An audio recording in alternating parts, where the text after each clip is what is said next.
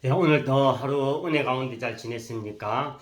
오늘은 창세기 13장 10절에서 18절 말씀을 보도록 하겠습니다. 오늘은 10절과 11절 말씀 읽어드리도록 하겠습니다. 이에 룻이 눈을 들어 요단 지역을 바라본 즉 소알까지 온 땅에 물이 넉넉하니 여호와께서 소돔과 고모라를 멸하시기 전이었으므로 여호와의 동상 같고 애굽 땅과 같았더라. 그러므로 룻이 요단 온 지역을 택하고 동으로 옮기니 그들이 서로 떠난지라.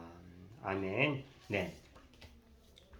오늘은 바른 선택의 네 가지 원리라고 하는 제목으로 함께 말씀을 나누고자 합니다. 인생은 제가 몇 번 말씀드렸던 것처럼 인생은 선택입니다.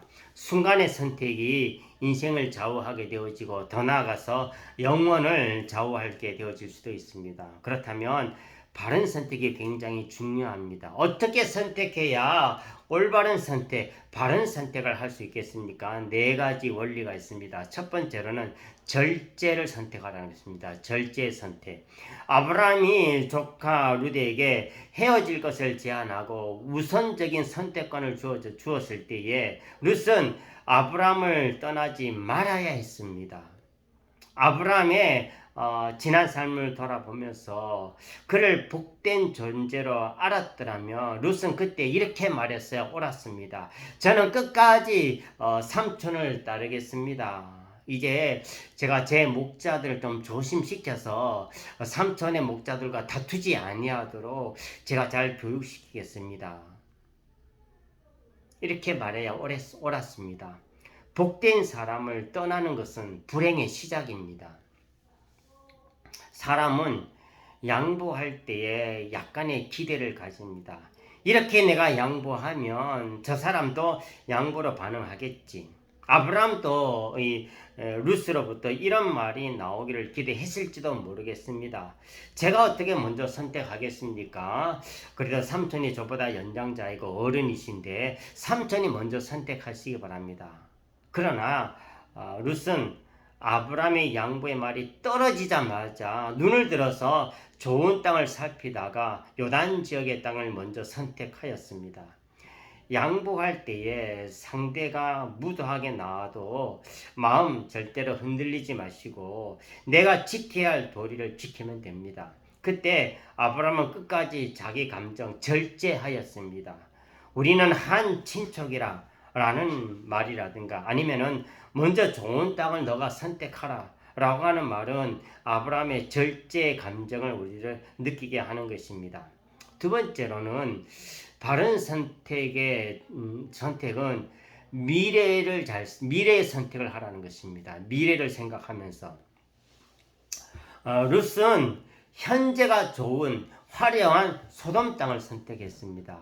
할 수 없이 아브라함은 척박한 헤브론 땅으로 가게 되어집니다. 그러나 나중에 화려했던 소돔은 멸망의 땅이 되어지고 척박했던 헤브론 땅은 축복의 땅이 되어졌습니다. 현재의 화려함보다는 미래의 비전을 보고 내일을 선택해야 하는 것입니다. 버섯 빛깔이 아무리 아름다워도 그 아름다움을 가지고 있는 그 버섯은 독버섯인 것입니다. 현재 화려함에는 영혼을 망치는 독소가 있다는 것입니다. 현재 좋은 것만 보고 선택하면 되게 실패하게 됩니다. 내일이 좋도록 오늘의 즐거움을 절제할 수 있어야 됩니다. 현실보다는 비전을 붙잡고 살아가는 것이 오래도록 오늘의 현재의 삶을 잘 누려나가는 길이 되는 것입니다.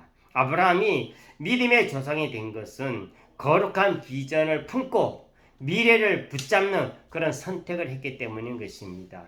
거룩한 비전이라고 하는 것은 하나님의 계획 안에서 내 미래를 그리는 것입니다. 복된 삶을 살려면 거룩한 비전을 품으시기 바랍니다. 거룩한 비전은 결코 헛되지 않습니다. 성공 비결은 성공 비전을 가지는 것입니다. 비전이 있어야 전진이 일어날 수 있는 것입니다. 인생의 가장 큰 실패는 비전이 없거나 아니면 비전을 잃어버린 것입니다. 고난이 있어도 비전이 있으면 반전의 기회 반드시 찾아오는 것입니다. 보통 사람과 특별한 사람의 차이점이 뭡니까? 다른 차이점보다는 대개 비전의 차이입니다.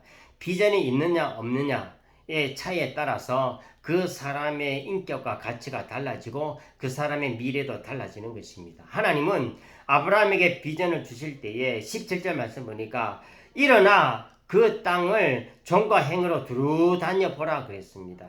그것은 너가 얻을 땅을 답사하라 라고 하는 직접적인 의도도 있고 또 구체적으로 땀을 흘려라 라고 하는 간접적인 의미도 있는 것입니다. 아무리 비전이 커도 실천이 없으면 공상이 되어지고 마는 것입니다. 하루에 첫 시간을 기도와 말씀으로 시작하면서 영적으로 땅을 밟고 일터에서 열심히 육신적인 땅을 밟을 때에 그 비전은 조만간에 구체적으로 열매를 드러내게 하는 것입니다. 세 번째로는 종합적인 선택을 하라는 것입니다. 룻이 떠난 후에 하나님이 아브라함에게 14절 말씀 보니까 눈을 들어 동서남북을 바라보라 그랬습니다. 또 이 눈을 들어 동서남북을 바라보라 라고 하는 것은 크고 넓게 바라보라는 것입니다. 또 17절 말씀 보니까 일어나서 종으로 두루 다녀보라 라고 하는 말씀입니다. 이 말씀은 두루 다녀보라, 종합적으로 판단해서 선택하라 라고 하는 의미도 내포되어져 있는 것입니다. 사물이나 사람이나 환경을 볼 때에 종합적으로 보는 그런 시야를 키워야 되는 것입니다. 어떤 사람은 다른 사람의 나쁜 점만 바라보고 나쁜 점만 이야기합니다.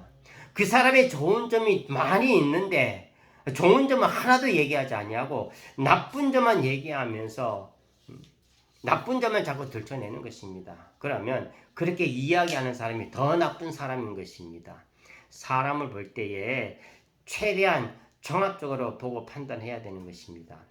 하나가 나쁘다고 그 사람 전체를 다 싫어하고 나쁜 사람으로 정죄해버리고 판단하고 또 하나가 좋다고 그 사람 전체가 다 좋고 아주 좋은 사람이라고 그렇게 생각해서는 안 된다라는 것입니다.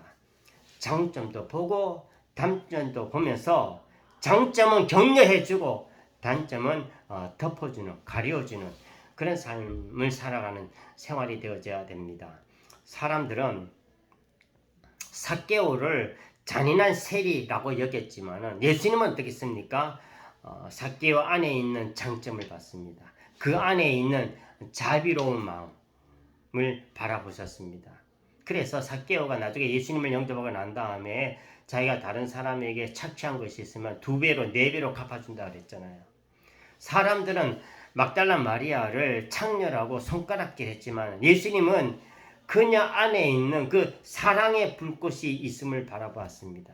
결국 예수님이 돌아가셨을 때에 막달라 마리아는 그 마음에 있는 사랑의 불꽃, 그 사랑으로 인해서 그 새벽에 향유를 들고 예수님의 시체를 닦아주겠다고 달려갔잖아요. 그러다가 어떻게 되었습니까?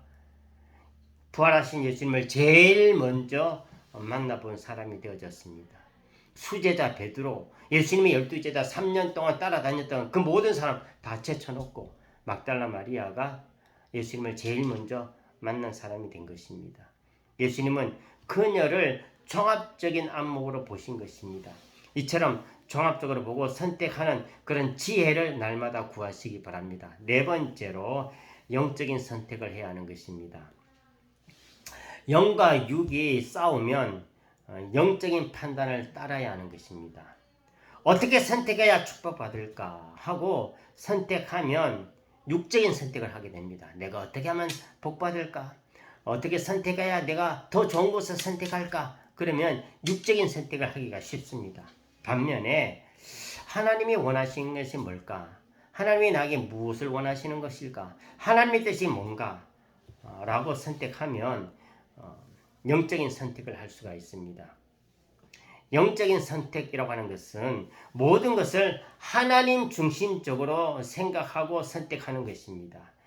예수님이라면 어떻게 하셨을까 하고 삶의 목적을 하나님이 기뻐하시는 그런 삶으로 두는 것이 바로 영적인 선택인 것입니다. 룻이 떠나가자 곧 하나님이 아브라함에게 찾아오셔서 축복을 약속해 주었습니다. 하나님이 언제 역사하시는 것입니까? 손해를 각오하고 신앙적인 선택을 할 때입니다. 하나님은 축복하실 준비를 다 마치고 나의 신앙적인 결단을 지금 기대하다가 우리가 믿음으로 선택을 하면 하나님 곧바로 다가오셔서 은혜 주시고 축복 부어 주시는 것입니다.